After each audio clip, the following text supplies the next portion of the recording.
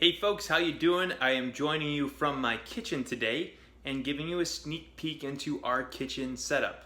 Now I hope the camera quality is decent. I'm holding my camera from a little tripod here. Hopefully it's not too shaky. But the goal of today is, again, to take you through my kitchen and give you an idea of how we've set our kitchen up. I have to be really intentional about what foods I have around me. I find most are the same. I'm gonna eat what's in front of me. So if I were to fill my freezer up with ice cream, guess what? I'm gonna eat a lot of ice cream and I'm gonna probably eat it really fast. So there's a few tricks. It's nothing that fancy. Again, one of the reasons I wanted to do this video is to show you, like, our setup is nothing crazy, but it works really well for the healthy lifestyle we wanna live. So all you have to do is put a little thought into it. And I hope you don't think you need to set your kitchen up exactly like we have our setup. This is what works for us, but hopefully you'll take away a few tips or tricks that you might implement in your own kitchen, and if nothing else, be inspired to think about what you put in your kitchen and how you set your kitchen up so that you can have an environment that supports the lifestyle and the goals you have for your health. So without further ado, let's get started. We're gonna start with, actually at the bottom here, we keep all of our Tupperware, and I took out a couple of our most used Tupperwares. We've got our meal prep Tupperware, which has two different compartments here for different types of food so they don't touch and bleed with each other. I use it all the time. Keep that there. A couple other different glass pieces of Tupperware. I'm big on glass Tupperware. I know a lot of the plastics aren't supposed to be toxic when you heat them up, but it still messes with my head, so I like to stick with the glass stuff. It makes me feel a whole lot more safe when I'm reheating my food in the microwave. So if you don't have any glass Tupperware, highly recommend investing in some. It's gonna make a huge difference in terms of what you can bring with you, and this is just huge for us when it comes to our meal prep. And when we meal prep, we don't do the whole Sunday thing where we cook for our whole week. That just doesn't work for us. I know it works really well for a lot of people. It's something I speak about a lot, but we end up doing very large dinners. So we'll cook double the dinner and then bring the leftovers for lunch. So we have the time to cook most nights, and that's how we get our lunches for the next day. So that's where these come in really handy. Moving down the line, down here is just pots and pans, nothing fancy in there. We'll go into our bigger cabinet with most of our regular foods. We have a wide variety of different choices here, from lots of whole grains down here that are really healthy, smart carbs. Got farro rice, which is awesome. If you've never tried it, I highly recommend checking it out. It's an amazing rice. Really fills you up. It's got a good texture flavor. Some whole grain pasta, which we're going to use tonight with some zucchini noodles. Up top, we got steel cut oats, some quick oats for when we're short on time, some granola, stashes of almond milk there. We got beans and tuna that we can use to whip up something really fast if we're short on time. We got our nuts here, some honey roasted peanuts for a snack. Our peanut butter, which is just sitting on here waiting for use. And then we have kind of our nutrition protein bars, which I try to limit to just one per day, no more than that, but we also have those, and my supplements are at the top. So that's all that we have in our cabinet there.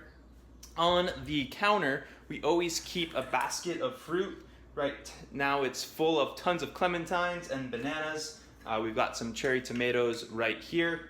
And today is Tuesday that I'm filming this. We went shopping on Sunday, and all of this will basically be gone by the end of the week. We eat a lot of fruit. It's one of our main go-to snacks. So if I'm hungry, rather than grabbing 3 or 4 of those protein bars of processed food, I just dig in and eat some fruit. It does the trick for me. And what we have in this bowl will change week to week too, based on what's on sale, what's a good price.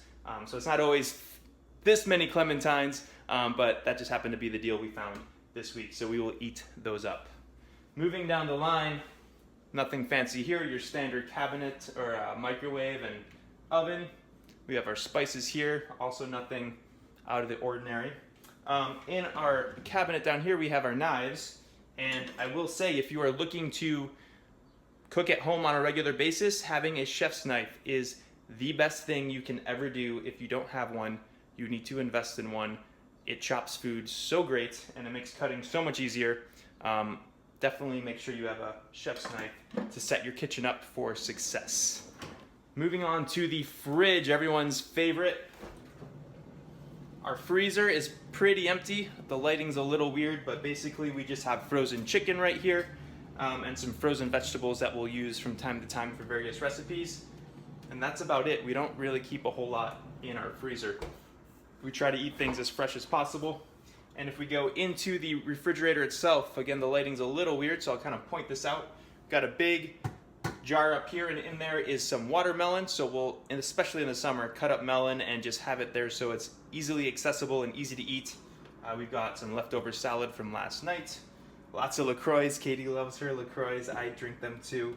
And then our various levels of vegetables, fruits, cheeses, and meats are basically what finish off the refrigerator. So I could go in and basically point out what our meals are going to be for the rest of the week based off of what we have here, because every Sunday we will sit down and plan out our meals so that we don't waste anything. I really hate wasting food. And then on this side, your basic condiments. We've got creamer. We use real creamer, a little chocolate treat up at the top. And that's really about it. So on the other side of the kitchen, we've got our sink, coffee maker, and then actually, let me bring you back here. Two more things on this side. Up at the top is our crock pot, which we use a ton in the winter.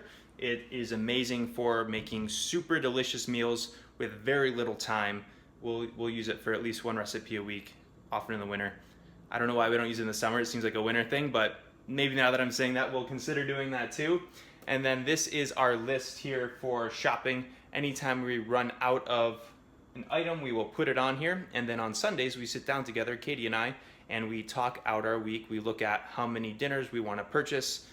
We make sure we buy the appropriate amount of food for that, get our healthy snacks, our fruits and all that. We'll stock up there.